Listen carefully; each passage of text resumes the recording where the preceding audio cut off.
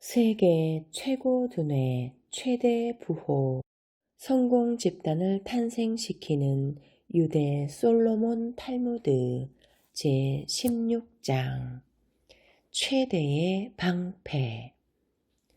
중세의 많은 정부들은 상업을 발전시킬 때 자기 나라에 유대인이 없으면 유대인을 데려가야 했다. 폴란드도 그런 나라 중 하나였다. 이리하여 폴란드 왕은 유대인에게 문호를 개방하여 경제를 부흥시키려고 했다. 그 결과 유대인들은 폴란드 실업계에서 대단히 큰 지위를 차지하여 폴란드에서 최초로 주조된 은화는 히브리어로 쓰여 있을 정도였다. 유대인을 이용한 예는 작은 대공국에서도 볼 수 있다. 대공이 자기 영지의 경제를 부흥시키려면 유대인을 불러들였다.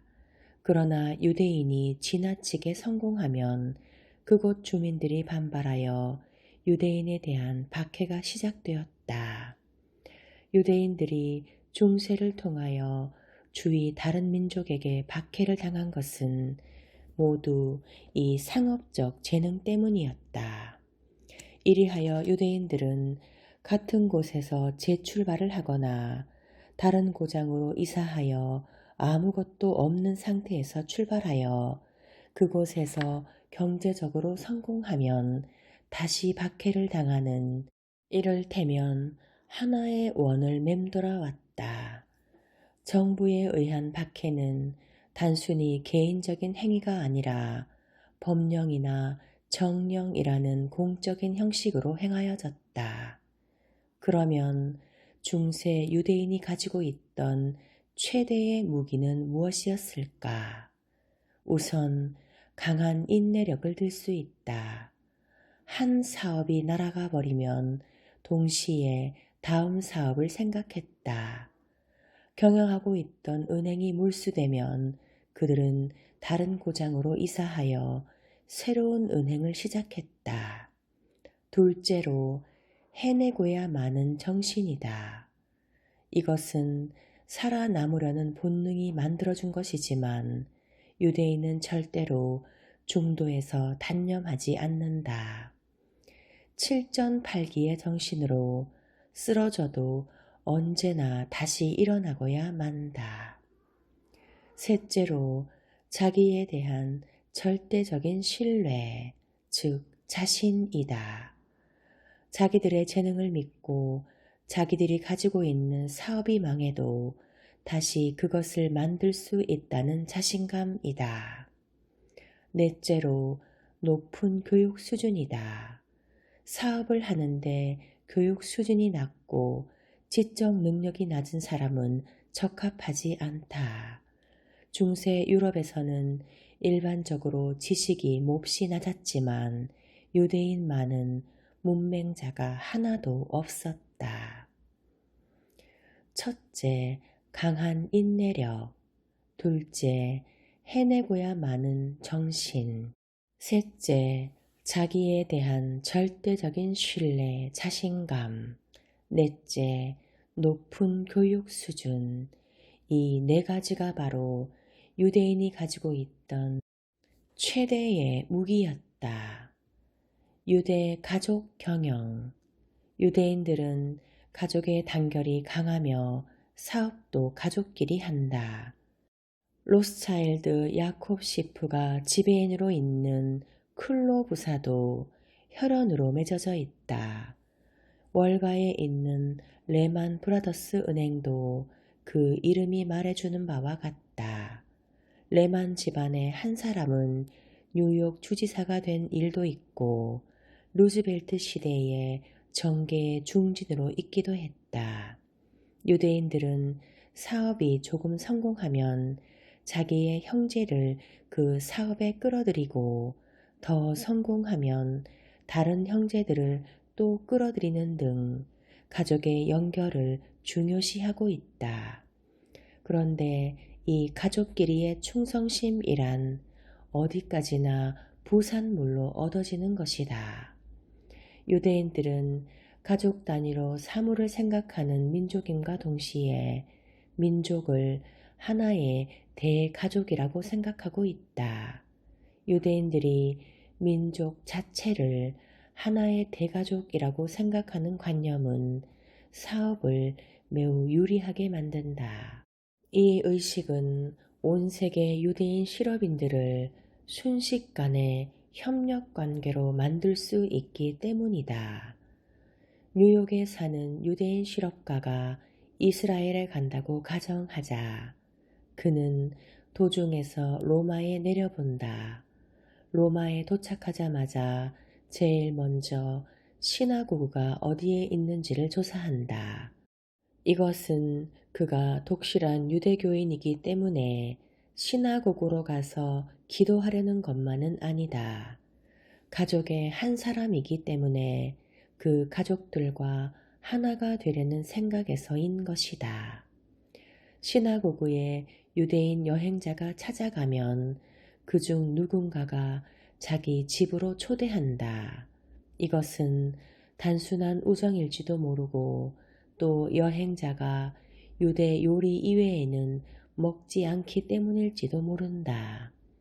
예를 들어 로마의 시나고그에 간 여행자가 골드버거 씨 집에 초대되었다고 하자. 그 집으로 가보니 초대된 여행자는 자기 한 사람뿐이 아니라 세계 각지에서 찾아온 유대인 실업가들이 같은 자리에 초대되어 있다. 그러나 그는 조금도 놀라지 않는다. 당연한 일이니까 말이다.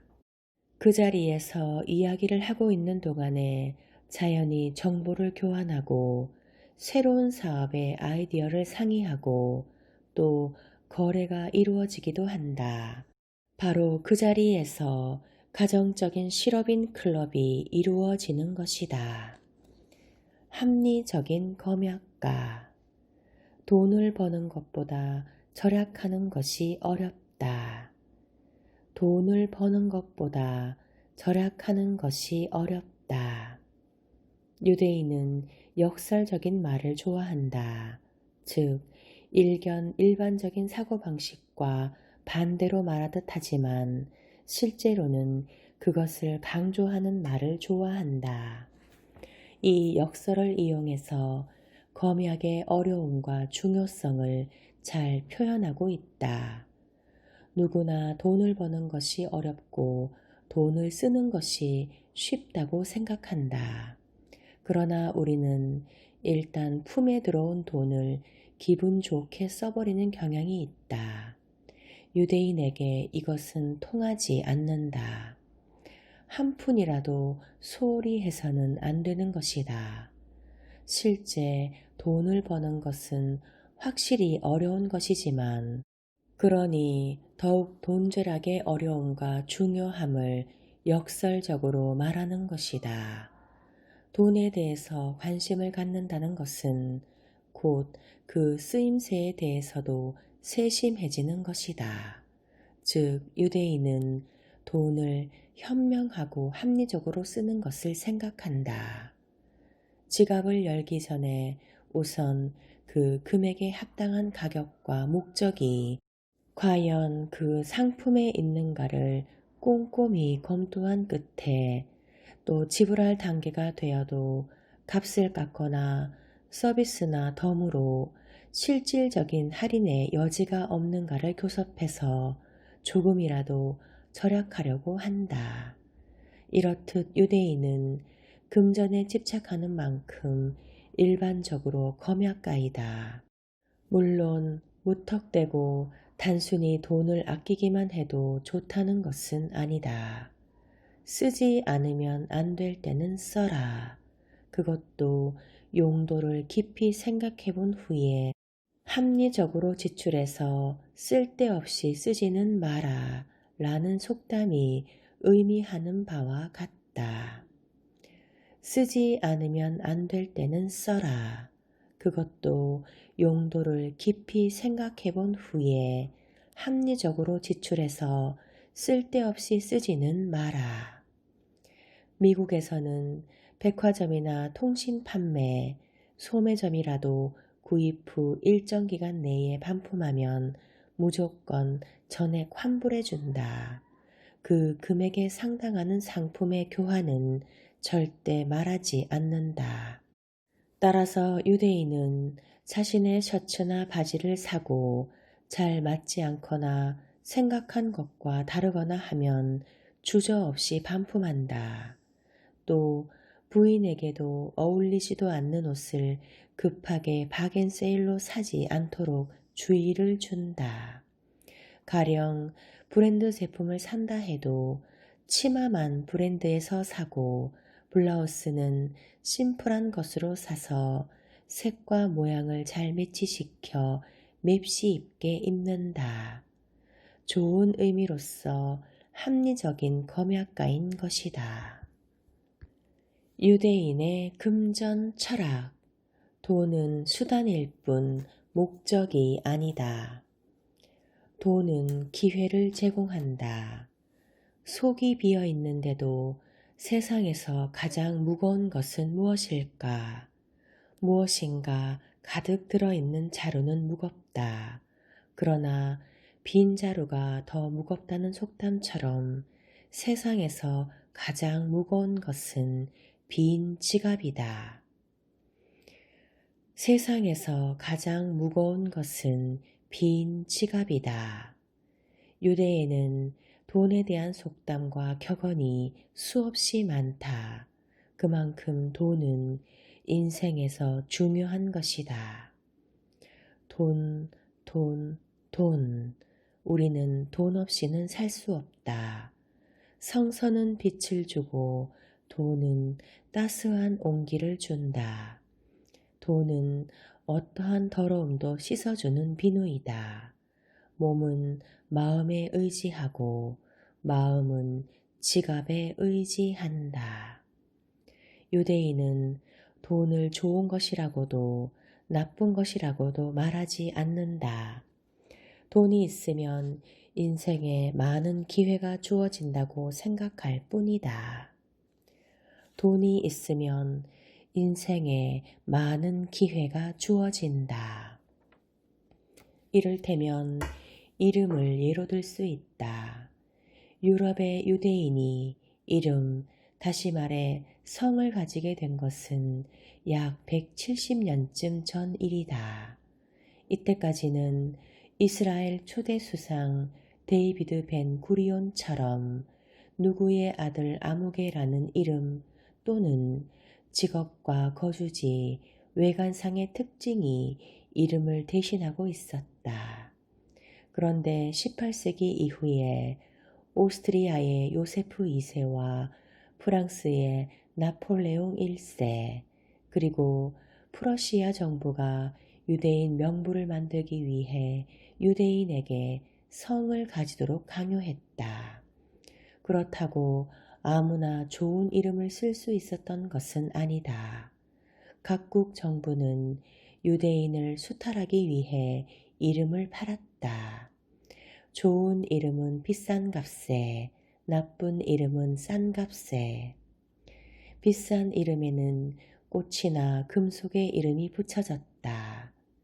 로젠타르, 즉 장미, 아이젠버그, 철, 동물 이름에서 따온 볼프강, 즉 늑대 같은 것은 쌌다. 그렇다고 모든 나라에서 이렇게 이름까지 돈으로 정해지는 것은 아니지만 돈이 더 많은 기회를 제공하는 건 분명하다. 눈물과 웃음의 예지, 유대인의 유머, 엉터리 계산법. 한 남자가 매우 신앙심이 깊은 여자와 결혼을 하게 되었다. 그녀는 엄격하게 유대 식사법을 따랐다. 유대 식사법에 따르면 고기가 나오는 식사와 우유가 나오는 식사는 6시간 간격을 두어야 한다고 되어 있었다. 그녀만큼 신앙심이 깊지 못했던 남편이 어느 날 말했다. 여보, 우유 한 잔만 줘요. 그녀가 말했다. 여보, 당신은 얼마 전에 고기를 먹었는데요. 남편이 물었다. 내가 몇 시경에 고기를 먹었나요? 12시요. 우유를 마시려면 얼마나 기다려야 되나요? 6시간 동안 기다려야 됩니다. 그러자 남편이 말했다. 지금은 몇 시나 되었지요? 부인이 대답했다. 3시요. 그러자 이윽고 남편이 말했다. 그럼 우유 반 잔만 주세요.